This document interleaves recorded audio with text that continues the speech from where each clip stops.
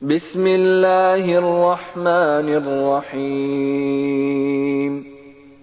اقرأ باسم ربك الذي خلق خلق الإنسان من علق اقرأ وربك الأكرم الذي علم بالقلم علم الإنسان ما لم يعلم كلا إن الإنسان ليطغى أن رآه استغنى. Alhamdulillah wassalatu wassalamu ala nabiyina Muhammad wa ala alihi wasallam ajma'in. So sinabi ng Allah na pag mapagpala niya, pagkataas-taas niya, ako ay pinakawalang pangangailangan sa pagkakaroon ng katambal.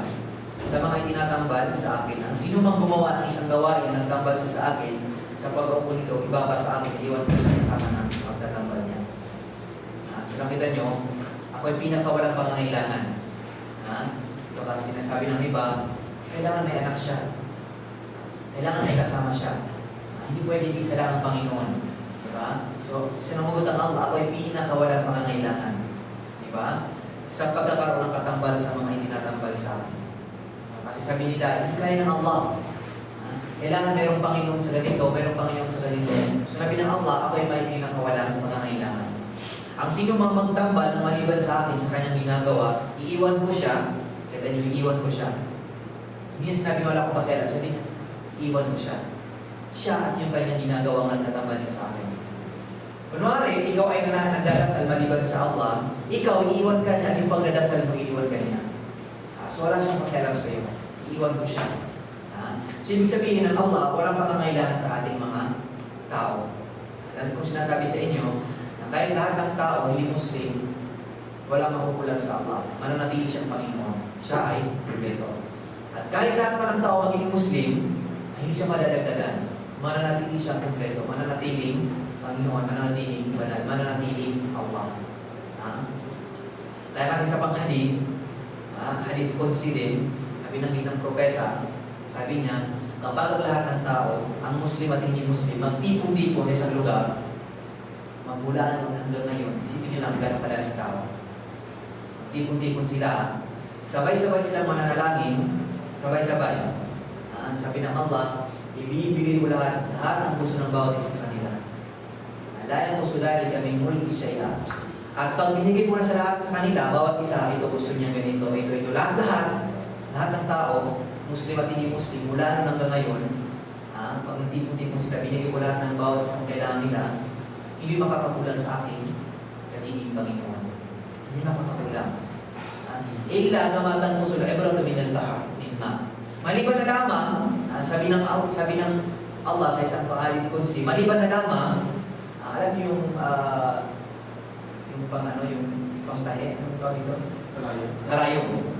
Sabi niya, maliban na lamang sa karayom, kapag nilagay mo sa tubig, sa ano bang tawag dito? Sa dagat, isang tubig, dagat. Napakalawak ng dagat. Diba? Ilagay mo yung karayom doon, tapos itaas mo, yung tubig na pumunta doon sa karayom, ganun na nakukulangan yung kapangyarihan ko kapag lahat ng pangangailangan yung binigay ko. Yun yung example na Allah doon sa hadith Qudsi. Pero, isipin natin, yung karayom na yun, yan yung nakukuha niya yung tubig doon. Isang patak. Wala. Diba? Kung mayroon ng konti-konti, diba? Nakakulang ba yun sa dagat? Nakakulang ba yun sa dagat? Hindi. Kasi nakita nyo kung gaano yung example ng Allah. Nakukulang na ng kapangyarihan ko, katulad ng karayom kapag nilagay sa dagat at ihawin mo, yung tubig na nandun, gano'n nakukulangan. So parang wala rin. Parang katulad yung sabi ba ng propeta sa pang-hadith, parang yung mosquito, ano tawag dito? Insekto, yung isa pa, yung buyo. Hindi mas maliit. Langaw. Karos ka. Yung langaw. Ang langaw, kapag nandun sa niyog, sasabihin ng langaw doon sa niyog, kapag gagalaw ka, sabihin mo sa akin, para at least makaprepared ako. Para hindi ako, pag matumba ka, makaalis ako. kapag may gagawin ka, sabi mo lang sa akin. Anong sinabi ninyo? Sabi ba niya na, okay, sige, sabihin ko sa'yo. Sabi niya, umalis ka man o manatili ka, hindi kita mararamdaman. Umalis ka man o manatili ka, sa liit mong yan, hindi kita mararamdaman. So, ganun tayong mga tao. Ganun tayo sa tayong mga tao sa Allah subhanahu wa ta'ala. So, nakita niya kung gaano makapangyarihan ng Allah. So, hindi niya kailangan yung katamban. Hindi katulad ng mga Romano, di ba? May God of Beauty, God of War, ano pa, di ba? Marami si Poseidon, God of Water. Diba? Napakarami. Si Mars, lahat-lahat. Greek, o di ba sa Greek? Ito, pag may problema, dito ka sa Panginoon na ito kasi yan ang specialty niya. O ikaw, pag wala kang anak, dito ka sa Panginoon na ito kasi yan ang specialty niya. So, nakita nyo, napakahirap. Diba? Paano kung isang sitwasyon, lahat problema mo. Wala kang anak, wala kang pera, pangit ka. So, ano mangyayari? Diba? Isang oras dito sa Panginoon na ito, sa isang oras. So, napakahirap. So, hindi ganun ang Islam. So, napakadali ng Islam. Isa rin sa makikita nyong kadakilaan ng Panginoon is, nakita nyo, lahat ng tao sa buong mundo, lahat nagsasalita. Diba? Lahat nagsasalita. Hindi lang nagsasalita kasi katulad natin ngayon, sa ating 10, ako lang nagsasalita. Diba? Yung kayo, hindi kayo nagsasalita. Pero ang Allah, lahat ng naiisip natin, alam niya. Diba? Sabay-sabay yun. Sabay-sabay. Hindi niya sinasabi na, o mga Pilipino, tumahimik muna kayo sa Pilipinas. Huwag muna kayo mag-isip. Huwag muna kayo magsalita. Para marinig yung mga taga-Amerika. O yung mga taga-Amerika. Hindi, sabay-sabay. Lahat na yung narinig. Walang mintis sa kanyang pagdinig. Di ba? Kaya nyo bang isipin yun? Ako pag iniisip ko, hindi ko kaya. Hindi ko kaya. Kapag lahat ng naisa-isip ng tao, bilyon-bilyon, sabay-sabay yung narinig niya nang walang mintis. Ni isang salita, walang mintis yun. Alam niya kung sino yung dapat mamatay, sino yung mabuhay, yung mga pangangailangan ng mga tao, yung mga sanggol, yung mga hayop, lahat niya. Subhanallah. Kaya pag iisip natin yun, hindi natin kaya. Kaya, ang sino mang tao sinasabi niya ng Allah ganito, Allah ganito, Allah ganito, maliligaw siya. Maliligaw. Kasi hindi natin kaya isipin ang nature ng Allah. Hindi natin kaya. Parang computer, parang cellphone, yung GB lang, memory na kaya ng computer, laptop mo, huwag mong sobrahan. Kasi kahit anong gawin mo, ipilit mong ipasok, hindi kaya. You need another memory card. You need another, hindi kaya. Ganoon ang ating pag-iisip. Pag inisip mo, paano Allah? Paano Allah? Natutulog ba siya? Ano siya? Ganito ba? Hindi natin kaya isipin. Kasi pag inisip mo yun, buti sana yung computer, hindi sasabog pag pinilit mo. Babagal na. Pero ikaw, mababaliw ka. Mababaliw ka. Diba? Hindi mo talaga kaya. Kaya sabi ng isang mga scholar ng Islam, lahat ng naniisip mo na yun ang Allah, hindi yun siya. Lahat ng naiisip mo na yun ang Allah, hindi yun siya. Ibig sabihin, pag naisip mo na lumalakad ang Allah, hindi yun siya. Hindi yun siya. Naisip mo na lumilipad ang Allah, hindi yun siya. Kasi hindi ganoon ang Allah, kagaya ng naisip natin. Hindi natin kaya siyang isipin. So nakita niyo sabi ng Allah, ana ang nasyuraka. Ako ay pinakawalang pangangailangan doon sa mga itinatangkad niyo sa akin. So nakita niyo dito pa lang, makikita mo na hindi niya kailangan ng anak, ng asawa, ng katulong, kahit na sino pa man, hindi niya kailangan. Dahil siya ay ang Panginoon. Wala siya pangangailangan. Pangalawa, sabi ng Nabi Rasulullah sallallahu alaihi wasallam, qal man sala alayhi wahidatan sallallahu alaihi ashra. Sinabi ni Abu Hurairah, ang sugo ni Allah sa kanyang kapayapaan ay nagsabi, ang sino mang dumalangin sa pagbasbas sa akin ay babasbasan siya ng Allah ng 10. So nakita nyo kung gaano kalaki ang gantimpala ng mga bagay na minsan lang, isa lang, mga maliliit na bagay. Nakita mo, ang sino mang dumalangin sa pagbasbas sa akin ng isang beses. Ibig sabihin ito, ang sino mang dumalangin sa akin ng pagbasbas sa akin ng isang beses, ay babasbasan siya ng Allah ng makasampu. Hindi ang propeta ang babasbas sa iyo, ang Allah. Ang Allah mismo. Diba? So, anong karangalan yun? Nababasbasan ka mismo ng Allah. So, magtatanong, ano yung pagbasbas sa propeta? Ganyan yung pagbasbas sa propeta. Yung nababasa niyo ngayon. Allahumma salli ala Muhammad wa ala ali Muhammad kama sallaita ala Ibrahim wa ala ali Ibrahim. Wa barik ala Muhammad wa ala ali Muhammad kama barakta ala Ibrahim wa ala ali Ibrahim. So, yun yung ibig sabihin niya. Allah, basbasan mo si Muhammad at ang mag-anak ni Muhammad. Gaya ng pagbasbas mo kay Ibrahim at sa mag-anak ni Ibrahim. Tunay na ikaw ay kapuri-puri at maluwalhati.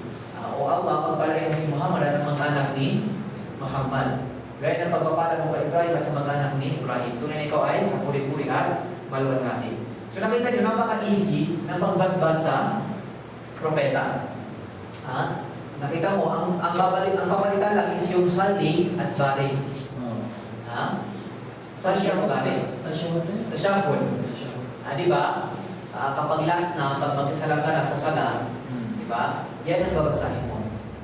Allahumma salli ala Muhammad, Ibrahim Muhammad. Diba? Nakita nyo lang, ang papalitan mo lang, salli, bari, salayta, barakta. Yun lang palitan mo. So, ma-memorize mo na siya. So, nakita mo, isang basbas lang sa propeta, ang Allah mismo ang babasbas sa iyo ng 10 beses. Ang ibig sabihin ng pagbasbas ng Allah sa iyo,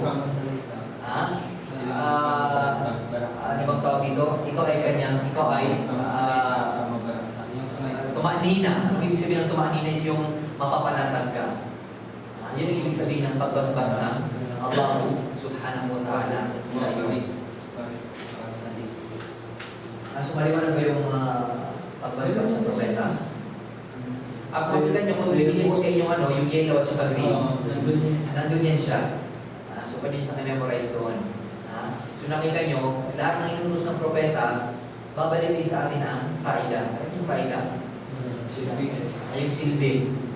Babalik din sa atin. Hindi tayo pinutusan para lang sa Allah, para lang sa propeta, kasi bumabalik din sa atin. May isang minsan nangyari sa mga malaking mutaway, sa mga malaking ustad dito sa Saudi. Sa Manila siya, actually. Na-operahan siya ng mga 6 hours. Na-operahan niya 6 hours. Pagkagising niya, nagising siya. Tapos minamonitor kasi ang inopera sa kanya yung kanyang puso. Yung mismong loob ng puso. So napakadelikado, di ba? Kunting pagkakamali, tigok na. So nung pagkagising niya after, sabi niya, 13 hours or 24 hours, nagising ako. Tapos yung nurse na naka-standby, may monitor sa taas. May mga monitor. Yung monitor, siyempre, yung mga nurse, nababasa nila yun, yung mga kahit ganun-ganun lang. Alam nila. Yung nurse na yun, sabi nung siya, nung pagkagising ko, nakita ko sa kanya na parang may problema. Parang pumunot ang kanyang noo, kanyang mukha nung makita niya yung monitor doon sa taas ko. Sabi, hindi ko naman makita kasi nandun na sa taas ko. Kahit pa makita ko, hindi ko rin maintindihan kasi hindi naman yun ang pinag-aralan ko. Alam tol, tinawag niya yung medical head ng hospital, Sudani. Hanggang sabi niya, 15 na doktor na specialist ang nagtipon-tipon doon sa kwarto. 15. 1-5. Ganun kadami. Kasi ganun kasela ng kanyang sitwasyon. Lahat specialist. Siya, hindi naman naman nangyayari. Pero sabi niya, alam ko na may mali. Kasi paano mag-iipon-ipon yung lahat ng doktor sa akin? Nag-usap ng bulong-bulungan sila, tapos tumabi sa kanyang medical head. Sabi niya, Sheikh Saleh, ang pangalan Sheikh Saleh, taga Manila. Alam mo kayo sabihin, na ibabalik ka na naman namin sa ER, emergency room. Kasi, sabi niya, nag-ipon yung dugo, naipon yung dugo doon sa puso mo. Naipon, tumigas. So, kailangan ulitin-ulit yung operasyon. So, sabi niya, ito ay delikado. Maaaring mabuhay ka, maaaring hindi kasi ng puso, para putak. Di ba? Sabi niya, khali, awalan, sabi niya, pabayaan mo ako na magsyahada. La ilaha illallah, Muhammad Rasulullah. So, binalik sa taas para simulan natin yung operasyon. Kung simulan ang operasyon, doon sa tabi niya, may nurse na Libya, sa Libya. Kahit mga Arabo rin yung mga taga-Libya, Iba yung kanilang accent. Iba yung accent nila. Sa accent ng mga Saudi. Parang tayo mga Pilipino, yung Bisaya, Tagalog, iba-iba. Diba? Sabi nung Shaykh, may sinasabi siya na ang niya, hindi ko maintindihan. Pero naintindihan ko lang, sabi niya, basbasan mo ang Nabi. Basbasan mo ang Nabi. Basbasan mo ang Nabi. Yun lang sabi niya, naintindihan ko sa kanya. Pagkasabi ko, Allahumma salli ala Muhammad. Allahumma salli ala Muhammad. O Allah, basbasan mo ang propeta. Maiksi, gano'n lang. Allahumma salli ala Muhammad. Alatul. Alatul, yung monitor, umayos na. Umayos na. Umayos yung monitor. Wala tayong problema sa kanya. Gusto. Sabi ng doktor, babalikan namin ulit kasi okay na. Nakita niyo?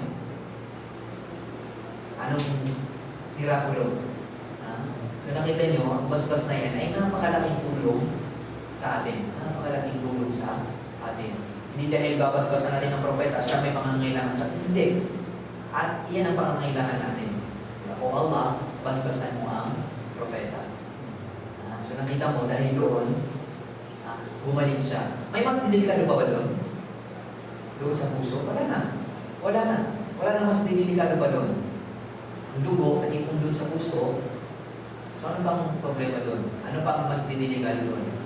Diba? Eh kung ang skin mo, masisindig, ano pa kaya ang puso?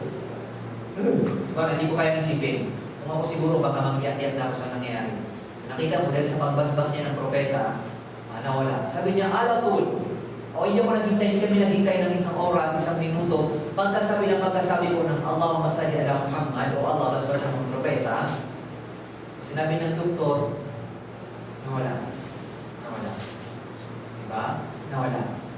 May isa pang kwento, na mismo sa panahon ng propeta, sabi ng isang disipulo, Al-Alulad kasalati kulla.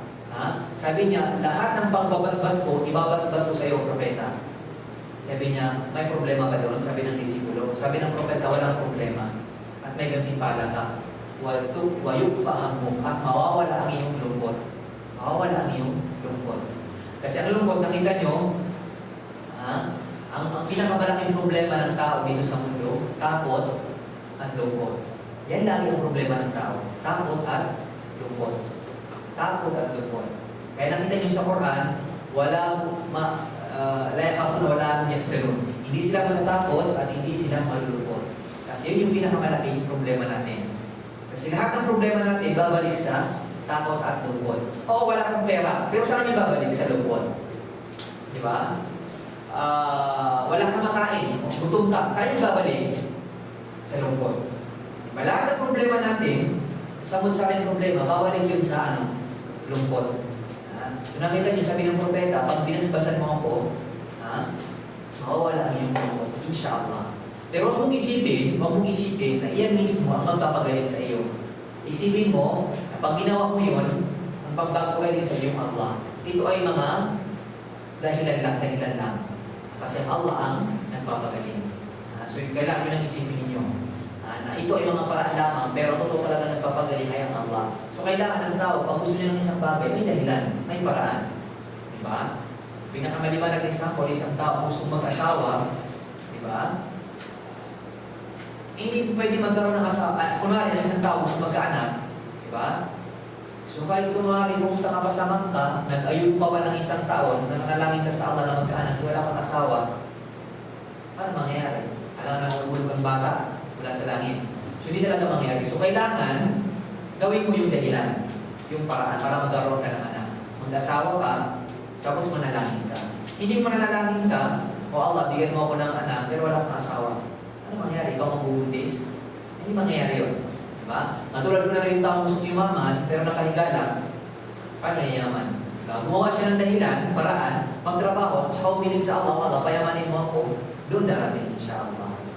So ito yung mga paraan lamang, pero kailangan natin, huwag natin kalimutan na sa unahan at sa ulihan ng Allah ang nagpapagaling. Siya ang lahat ang may hawak nito. So nakita nyo, napaka-importante ang pagbasbas sa propeta. Kahit yung pagbasbas lang sa'yo ng Allah ng 10 beses, okay na yun. Okay na yun. Sabi nga ng propeta, ang Allah, sa Sabang Hadith al-Qudsi, ang sino mang bumanggit sa akin alalahanin, sabi ng Allah, pag sinabi mo na, katulad ng kata, subhanallah, walhamdulillah, wala ilaha illallah wa akbar. So nakita nyo na yung meaning niya, di ba? Pag yan sinabi mo, mas maganda pa kaysa sa anumang sinikatan ng araw. Di ba ka, ang yaman niya, ang natuman ng kabutihan yun.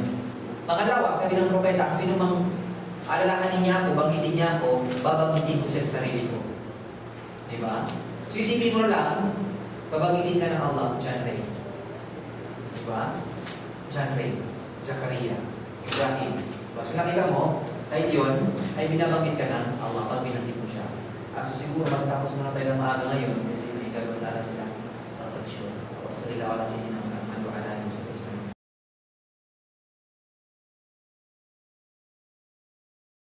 بسم الله الرحمن الرحيم اقرأ باسم ربك الذي خلق خلق الإنسان من علق اقرأ وربك الأكرم الذي علم بالقلم علم الإنسان ما لم يعلم كلا إن الإنسان ليطغى أن رآه استغنى.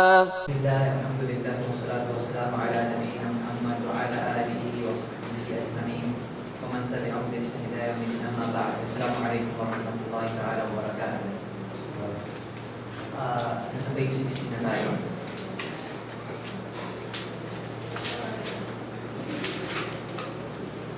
Bismillah. An Abi Hurairah radhiyallahu anhu anna Rasulullah sallallahu alaihi wasallam qala kullul muslimi 'ala al-muslimi haram damuhu wa maluhu wa 'irduhu.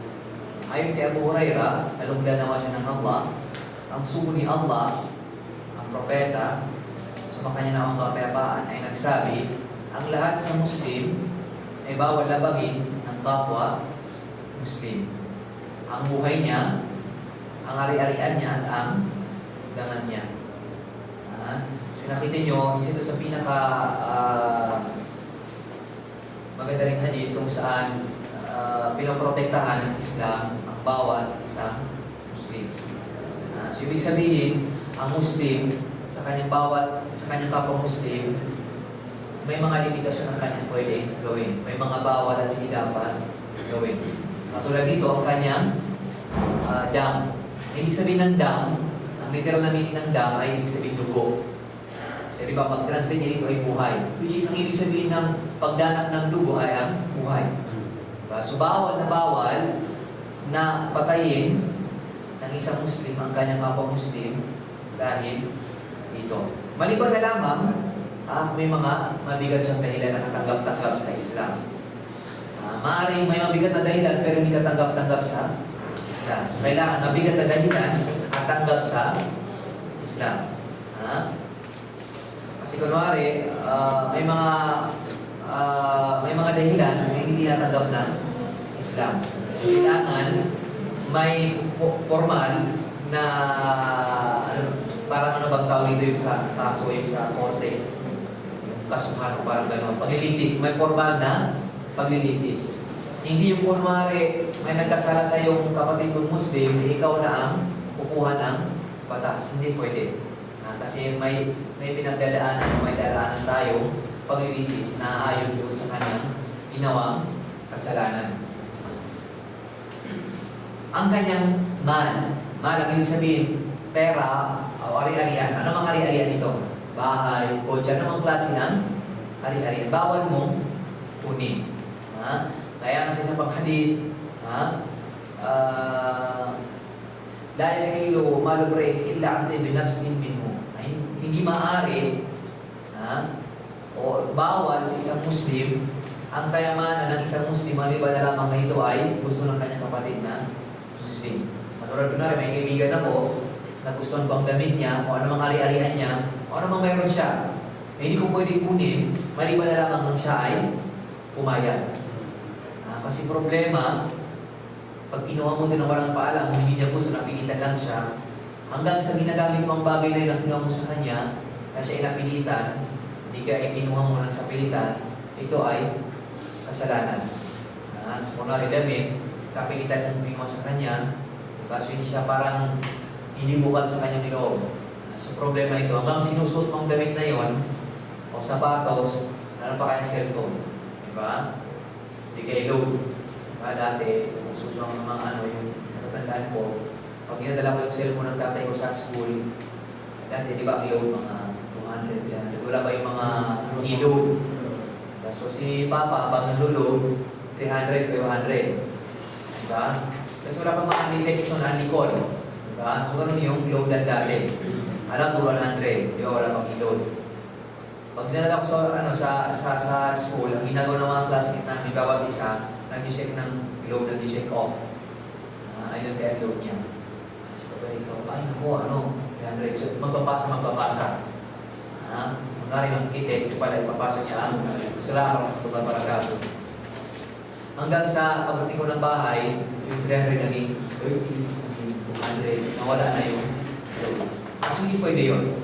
Kahit ganun pa ka na 2 pesos, mahalaga pa rin yun. Diba? Kasi ito ay pag